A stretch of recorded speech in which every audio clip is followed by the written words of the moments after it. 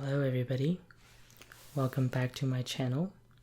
This is Alexo ASMR and I'm back today with a new Ramble video, and I'll be doing it soft spoken. I've been trying to film this video for an hour now, but because of my neighbors and the traffic outside, I was quite unsuccessful. But I did pour myself a glass of Moscato since an hour ago, and I've been trying to pour you guys one. I haven't even finished one yet, so we'll just drink from this. Feel free to join me. I'm legal, by the way, so don't do anything. Very much needed because I am so tired right now trying to film this. But let's get started.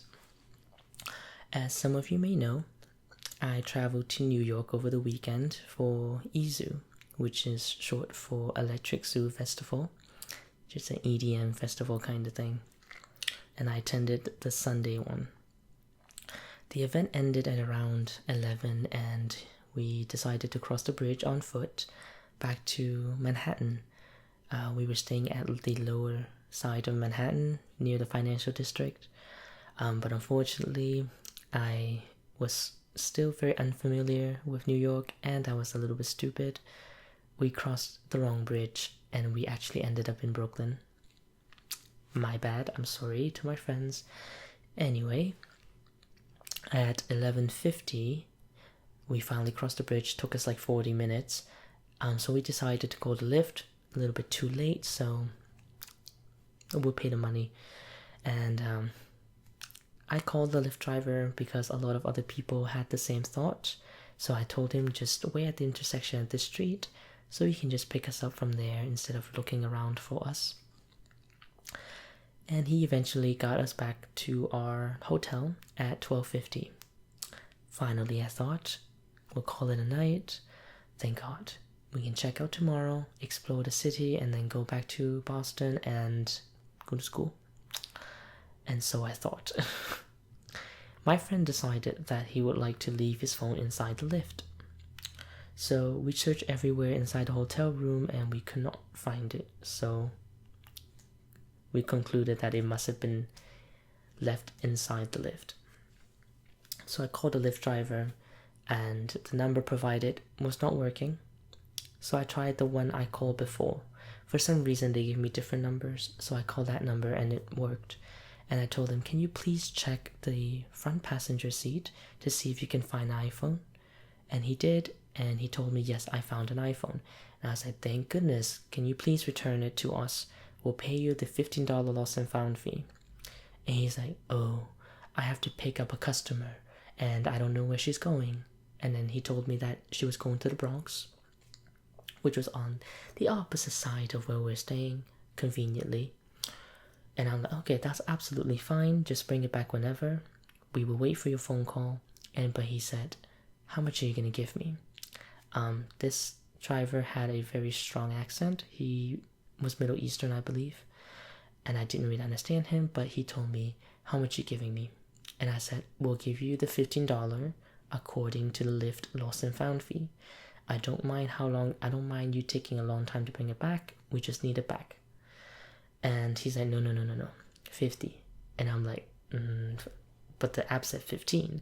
And he's like, no, 50, 50. And I'm like, that's too much. And I said, let's do 15. And then he decided to hang up on me. That was 1 a.m. We called him back within 10 minutes. So I decided to track my friend's phone location. And so I thought, he actually just crossed the bridge into Brooklyn. So he was still very, very close from us. He could have brought it back if he wanted it to. But 2 minutes later, the phone got turned off. The location stopped updating. And I just could not find out what happened. So I knew what kind of game he was playing. He turned off my friend's phone, basically. And it was confirmed by my friend's wife, who tried to call him, and it did not go through. So I gave him like 50 minutes for him to decide and, just give him some time. And I called him back at 1:50 and asked, hi, how's it going? Do you know how long it'll take to bring it back? What's the situation like? And he's like, oh, I just dropped off my customer at the Bronx, and coming back is gonna be far, so I don't know how long it'll take me. And I said, absolutely fine, we'll just wait for you. And he's like, but how much you giving me? He asked me that again. And I was like, the $15, like the Lyft policy said for lost and found. And he's like, no, 50.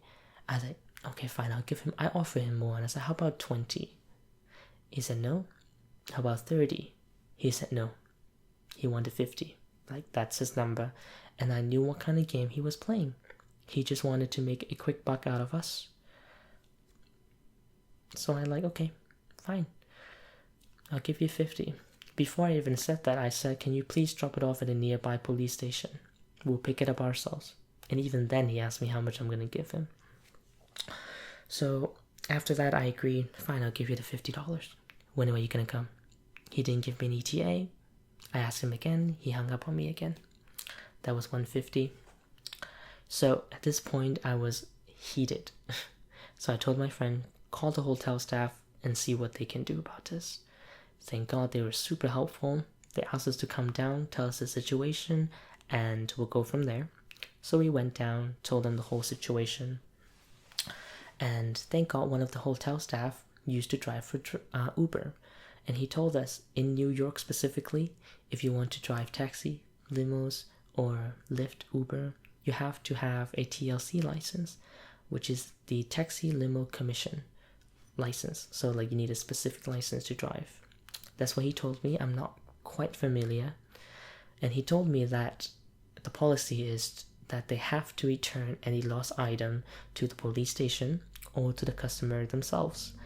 And the $15 is complimentary in New York. Like, I don't even have to give him the $15 because the customers are protected under TLC, which is not that common for other states. Even in Boston, I don't believe we have that law. So he told us that he's trying to make a quick buck out of us. He's trying to extort money out of us. It's a felony. He could lose his license. So he told us, you should file a complaint. And obviously I was like, okay, hell yeah, I'm going to do that. I'm heated. So I filed a complaint to TLC, let them know the situation, and I told my friend to call the police and file a police report. But before that, I already sent emails to Lyft support team, and I believe they filed the police report for us. Because by the time my friend called, they already have all the information about the case. So I think Lyft was quite efficient on that, effective and efficient on that. So we called the cops at around 2, and we waited and waited and waited, and nobody came. And at like around 3, we tried to call the guy again. He didn't pick up, and finally he picked up at around 3. We called the cops we called him again around 2:30, 2:50 around that time, and he finally picked up around 3 and told me that he'll be here within 30 minutes. I said, cool. At this time, I was a little bit freaked out because I'm like, crap, if he's gonna be here and the cop's not here, everything is gonna go to waste. So I told my friend to call the cops and see if they could get here a little sooner. And they said, fine, we'll send someone over as soon as possible. And at around 3:10, they finally showed up. Thank God they showed up. NYPD, thank you. So 2 cops arrived, and we went outside to talk to them. And at first, I could tell that they were kind of like, what do you want us for? We can't do anything if he doesn't show up. So you're just like, why don't you file a report? Why don't you complain? And I'm like, we did all that, but he said he was coming, and I really hope you guys can catch him in the act. And we waited a few seconds, and they were like, fine, just call him back and see what he says. I call him back, he picked up, and he's like, I'll be here in like 10-15 minutes. And I'm like, awesome. So the cops decided to pull up down the street and then got out of the car to come inside the hotel. And this time it was already around 3:20. And around 3:30, I called the guy back and asked him, where you at? I put him on speaker first of all, and I told everybody not to speak so he doesn't know that this is a thing. And luckily, I got him to admit that he wanted $50 from us in order for him to return the phone to us, because he was Middle Eastern, I think, and he had a very heavy accent. I did not understand him. He was saying a lot of gibberish, and I said, okay, but we agree on the price, right? And he's like, yeah, you want the 50, 50? And he's like, yeah, I want that. And the cops heard it, and they're like, okay, cool. Now we kind of have evidence. The cops tried to tell us to bait him inside to the hotel. I was like, he's not gonna come in with us. I knew that for a fact. But I was like, fine, I'll try. And then 3:30, he called me again. For some reason, with a different number. This time it's New York. The one before is in Maryland. And then, I don't know, it's really confusing. Anyway, this phone call was from another number. And he said, I'm here. I'm like, okay, I'll meet you outside. So me and my two friends, we walked outside. And to talk to him. And I was trying to buy time at this point because I knew he was not going to come off the car. So I went up to him and said, are you the Lyft driver that drove us? And he's like, yeah. And I'm like, okay, can you please come on in to do this exchange for my own protection? I was like, I'm a little scared of this. I don't know what to do. And as I was doing that, my good friend decided to call the cops out. It's time to come out. So 2 cops came right out of the hotel. Slowly, they weren't even running, they weren't afraid. And then he told him, get out of the car. And at this point, he was shocked, and he was confused and surprised, and the look on his face was absolutely amazing. So the cops told him to get out of the car. He did not get out of the car the first time, and they told him again the second time, not as nice. They're like, get out of the effing car. And he did. Mind you, these cops were like 6 feet. They're pretty tall. They're pretty bulky. And then the driver is like 5'7", small, thin. So it's kind of intimidating for me even just to look at them. So for him, obviously, he's gonna be just as intimidated. And basically, it was like 2 parents scolding a child in public. It was absolutely amazing. They were saying like, what the hell were you thinking? And he was trying to lie about it too. He was trying to say, oh, no, I only wanted $15 from them instead of 50. And he tried to say that, oh, I do this in other states, in California, according to my friend, allegedly. Everything's alleged. And so he's done this before, extorting money. He admitted it, but it's from another state, so not as protected as New York. So he decided to lie about that too. And then the police were obviously not buying it because they heard it on the phone. And they were saying like, okay, so now what do you want? Do you want the $50 or do you want the $15? And he said, I want the $15. And then they're like, don't tell me, tell them. But before that, I missed the part. The cops were asking them, give him back their phone. And he just acted like he didn't have it. And they were like, give them back the effing phone. And then he's like, fine. And he reached into the middle compartment, took out the phone, gave it to the cops, and the cops were like, come get your phone. So I went and grabbed the phone. And then they started scolding him, saying like, what the hell were you thinking? And then they said, do you want the $15 or do you want the $50? And he said, I want the $15. And then the cops told him, turn around and tell them, not me. So he turned around and looked at me and said, I want the $15. And I told him, you can claim the $15 on the lost and found on Lyft. End of story. And then the cops asked us if we want to do anything else about it. And I'm like, nope. All we wanted was the phone. And they continued to scold him like, don't you ever effing do this again. And stuff like that. And I totally forgot the rest. But it was just so amazing to watch. It was like justice served. Now, I know a lot of you probably are going to feel different about this than me.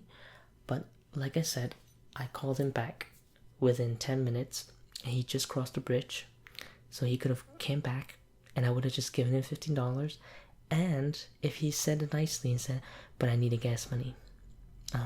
Coming back is expensive. Can you do 20, 25? If he said 30, I would have been like, that's absolutely fine. But no, he would not bargain with us. He was just really set on the $50, and that was really infuriating, especially when he hung up on me twice. So I gave him the benefit of the doubt, and then he turned off my friend's phone, which is really shady, and I knew he was playing games with us at this point, so we couldn't track him. So I came to the conclusion that he was just trying to scam us after all of these, you know what I mean? After he turned off my friend's phone, after he decided to not bargain with us, not even at all, just saying $50 when you're not getting your phone back, that's holding my friend's phone hostage, that's extortion, that's a felony. So my friend felt bad. They were saying that they felt bad if he relied on this job to feed his family. But I feel differently because I believe in proper punishment, and I believe if his license were to be banned, it is a proper punishment because he decided to be greedy this one time for $50. Now he has a chance of losing his license. So basically, he is probably going to lose his license or have it suspended because he was trying to make $50 quick cash off of us. And honestly, I think a lot of people I don't think he thought that we would call the cops on him, because I personally think a lot of Asian people would not have done that. I think they would just let it go, pay the money, and then forgot about it. That's what my friend wanted to do, the one that lost his phone. But I knew he's not gonna be happy the day after, because $50 is a lot of money, and I know he's not that kind of person who wanted to throw out $50 just to get his phone back. Obviously, last resort, he would, but it wasn't last resort. We haven't tried anything else. So if his license were to be banned or suspended, I believe it is proper punishment for what he had done. To now, he has not claimed the $15. If he wanted to claim it, he's more than welcome to. But I did file a complaint to the TLC, the Taxi Limousine Commission, and a police report is filed. Lyft is aware of this, so a lot of parties involved. Honestly, I did not want it to make it this big for him. I just wanted the phone back. I gave him lots of chances, like dropping it off at the police station. He refused, and I said $15, he refused. Even $30, he refused. A lot of chances were given, and he did not take any of it, and I do not feel any sympathy or empathy, whichever one made more sense in the situation. Wish him the best of luck, though. I don't believe he should, lose his license. Honestly, I don't think he should lose his license, but I think he should be punished properly, like have it suspended or lose his account, lose his rating. And mind you, I tipped him quite a bit for a taxi ride. I gave him 15%, which is quite a bit for a taxi ride. Mind you, people usually leave $2 to $3. I gave him 15% on a $46 ride. So you can do the math, it's like $6, $7. So I really thought he was going to be nice about it. But he weren't. And because he wasn't nice about it, I was not about to be the nice guy here. So I filed a complaint last week, and TLC got back to me yesterday to ask for more information, and I sent that over, and I can check the confirmation within 14 days to see how the case has been handled, and then they'll go from there. And when I called TLC, they asked if I can come to court, and obviously I said no, because I live in Boston. I'm not going to drive down 3 hours just to have a conviction. Anyway, that's my little story in New York. It's quite a story, but it's something to tell. And honestly, this wouldn't have happened if my friend didn't leave his phone. I completely understand that. So for everybody out there, if you are a frequent customer for any taxi service, just be careful. Check your bags before you leave. Make sure you got everything with you. Very important. But I guess he was tired at the end of the night, so he forgot, which is understandable. But this whole thing could have been avoided if he was more careful. And honestly, if I thought that if we didn't do anything, he probably is gonna do it to somebody else. So why not be us to be the one to bust him for this, so nobody else has to go through this, because it is so infuriating to go through that, being extorted. You feel helpless. So anyway, got a family back there wanted to join the frame. I'm gonna end the video here.